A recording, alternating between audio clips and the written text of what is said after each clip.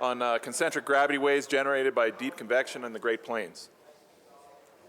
First of all, thanks for the invitation from the steering committee. Asked me to give this talk. Thanks. Yeah, this is a very interesting study. Actually, none of my coworkers, including me, I ever paid to conduct this work.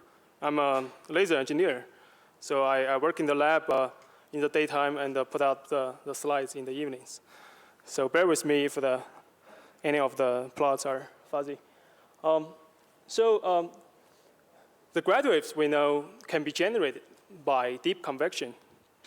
And we also know that hail is produced in convection.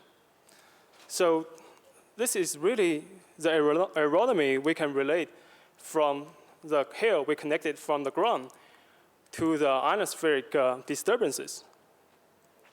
And the gravity waves you are about to see is very similar to the water waves when we throw a stone into a pond.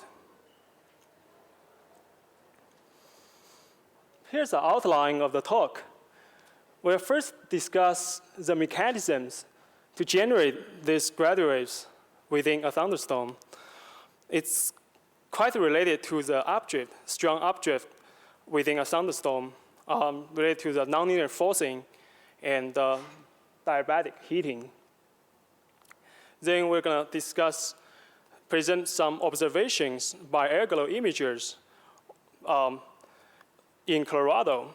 We're going to prove that the Great Plains in the United States is a very ideal location to observe such gravity waves. And the next,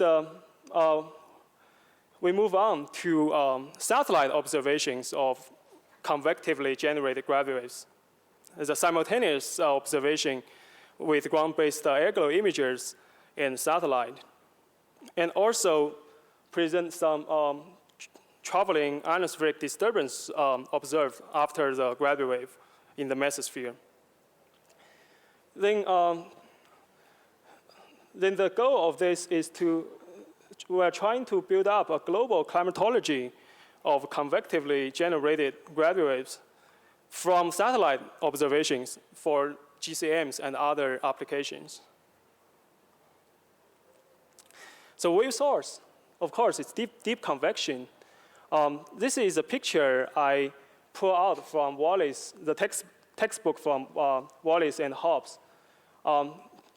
This is a very common sense within a thunderstorm. There's a very strong air updraft, and with a latent heat release from the water vapor. And once the strong updraft impinges on the tropopause and cause an overshooting, and we can see that actually from the satellite data, and penetrate into very stable stratosphere.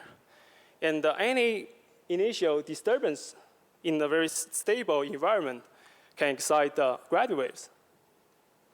And this is a picture taken by an astronaut on the space shuttle right above a thunderstorm in Africa. And we can see this concentric, we can call this rose clouds right above the thunderstorm. Why form this very beautiful, romantic rose clouds?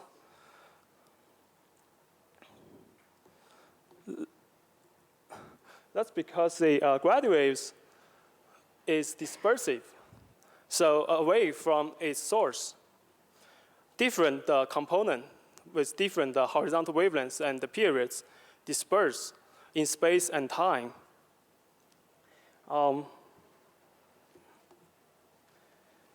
So slower gravity waves reaches the middle atmosphere. For example, the OH airglow layer later than the faster gravity waves. And also this is a numerical simulation done by Alexander et al. In a vertical cross-section.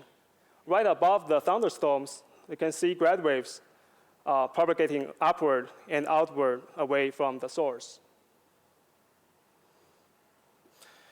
I should mention some pioneer works. The convectively generated gravity waves was first identified by Mike Tayler and his colleagues using an airglow camera in Europe. Following his work, Yue et al. See similar concentric ring patterns in the satellite images. And Sandman et al., their initial purpose is to observe a sprite, but they accidentally captured concentric gravity waves in South Dakota. Unfortunately, Mike is the only one I can discuss now. We start with simple concentric gravity wave event observed in the mesopause region. So this is a time sequence of different concentric gravity waves on the date of May 11th, 2004. We see two groups of concentric rings. The outer rings marked by these blue circles, and the inner rings marked by the red circles. And they form, we can find the two centers indicated by the red and the blue dots.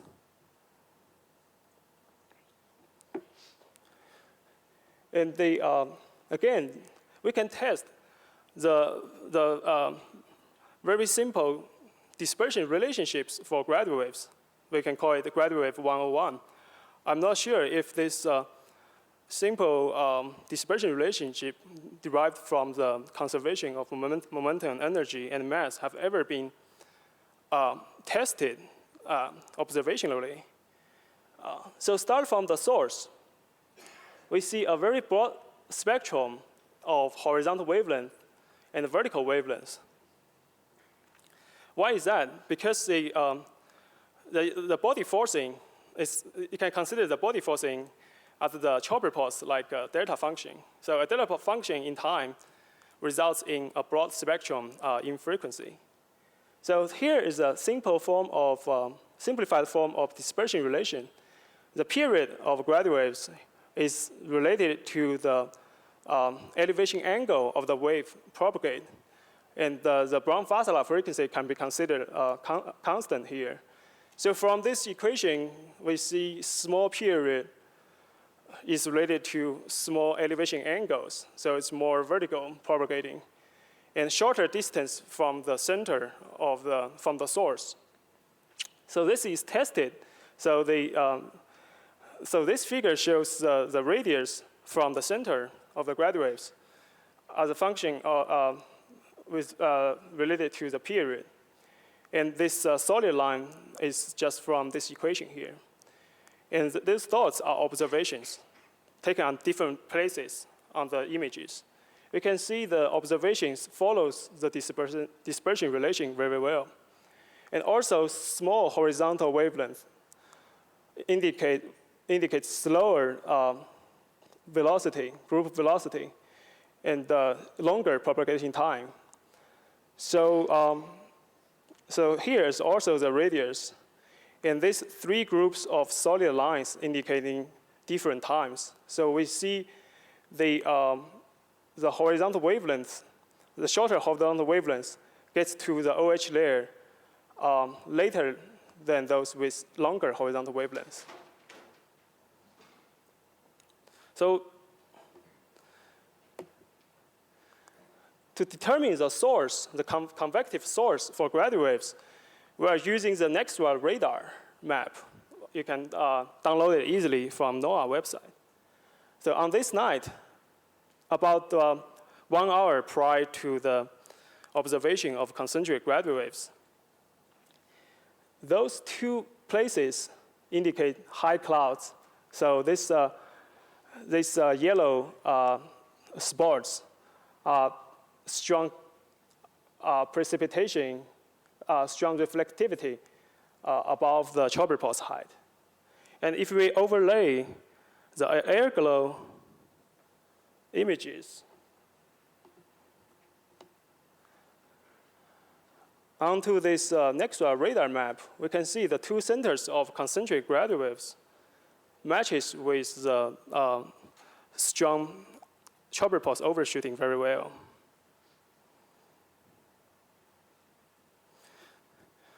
This type of gravity waves are very rarely observed. We only see 9 events out of 800 clear nights between 2003 and 2008. On top of the fact that there's no strong convection in Colorado in winter, we mostly see the convectively generated gravity waves in May, June, April, and September. So the reason to cause this strong seasonal dependence is because for gravity waves propagate from the tropopause to the mesopause, it shouldn't be filtered by the strong background wind. And look at the climatology of horizontal wind. We see that in equinoxes, the wind changes directions. That's when the absolute velocity of the wind is close to 0. That helps the gravity waves propagate upward.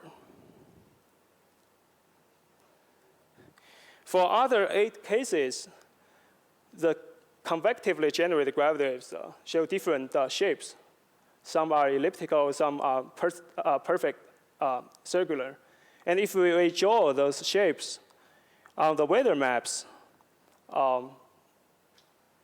grabbed from the NOAA website or weather.com, and we can see that the centers of the concentric rings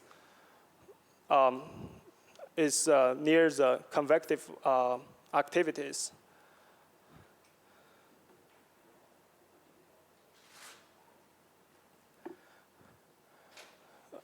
Then we next move to the complex gravity wave event.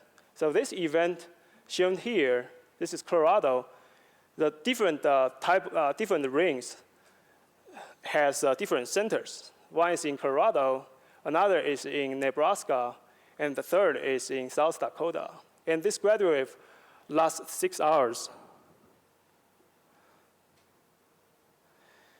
And when we look at the NEXRAD, the radar data, and we can see the same 3 coincident convective systems in Colorado, Nebraska, and South Dakota. That matches with each gravity wave one by one very well. You can see the centers here. In addition, we look at the hail connected during that night and reported by the residents. We can see the distribution of hail also matches with the convective systems and the center of concentric rings. So we say both hail and concentric gravity waves are the products of strong updraft and the moisture in the thunderstorm. They have similar origins. Then I challenged Sharon Vadas and her ray tracing model. I said, can you simulate this? Because this is a very complicated event. Then we tried that. We implement about 100 convective plumes in her model in the area of 3,000 by 3,000 kilometers. And also put it in hourly temperature and wind profile from the time GCM and radiosonde. So the left panel shows the observations, and the right panel shows the ray tracing results. And we can see that the ray tracing result captures the main feature of the concentric gravity waves pretty well. You can see at early times, gravity waves at those locations, and the ray tracing models also can reproduce those. And at the later times, with the horizontal wavelengths of the gravity waves becomes shorter here, we can see similar features in the ray tracing model. Then we moved on to the simultaneous observation of concentric gravity waves from the ground and from the space. To compare to different methods, the concentric rings absorbed observed higher, around the 90 kilometers, by the ground-based cameras. And it can be observed at the 40 kilometers in the carbon dioxide radiance by the satellite. So compared to methods, the ground-based airglow imager provide continuous time coverage, so we can derive the period and the velocity. And it's very sensitive to small-scale gravity waves, but can hardly capture large-scale gravity waves. The trouble for ground-based measurement is with the generation of gravity waves, there are a lot of clouds, and the clouds block the field of view of the cameras. But the satellite don't have this trouble. The satellite is on top of the clouds. But the satellite passes by United States twice a day, the airs on Aqua. And it's insensitive to small-scale gravity waves. Only gravity waves with horizontal wavelengths greater than 50 kilometers can be seen. But it's not interfered by weather condition, and it provides a global coverage. So this is our first attempt. So this is concentric rings observed in 2008, June 2008. And here is air satellite images. Since the horizontal wavelength of this gravity wave is close to 50 kilometers, it's near the edge whether the satellite can see it. But we can still see some features in the air's satellite bright temperature perturbation. And also, this is a variance of the bright temperatures perturbation at around 40 kilometers. And we can see a very strong variance at the same location where the ground-based imager sees it. I just want to show that the gravity waves generated by a point source, like convection, can potentially propagate upward to the ionosphere and form concentric patterns in TEC, like the plot shows here. Just play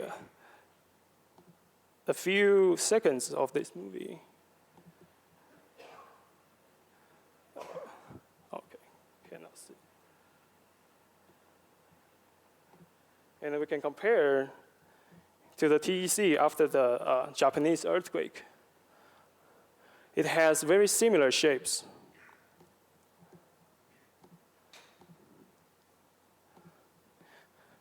So during the daytime, after the night observation of concentric rings, we see even much larger scale of concentric gravity waves in the east coast of the United States. So we can see it's a very large scale. And this is formed by larger convective systems in the United States. If we look at the GPS TEC map after the convection, and we can see here some concentric patterns of TIDs propagating eastward.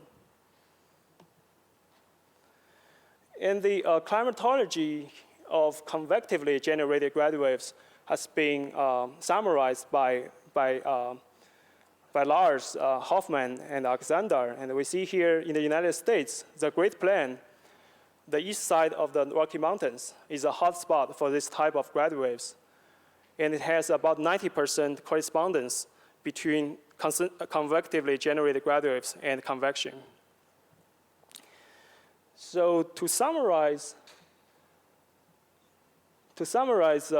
my talk, I'd like to show a very cool movie was made by Thomas Ashcroft from Lamy, actually 20 miles away from Santa Fe. It's a fantasy movie. You can see the concentric rings coming out and with stars moving. And why I call it a fantasy movie, it's too bright here. Let's see. Play it again. You can see the sprites also can be seen within the convective system. So,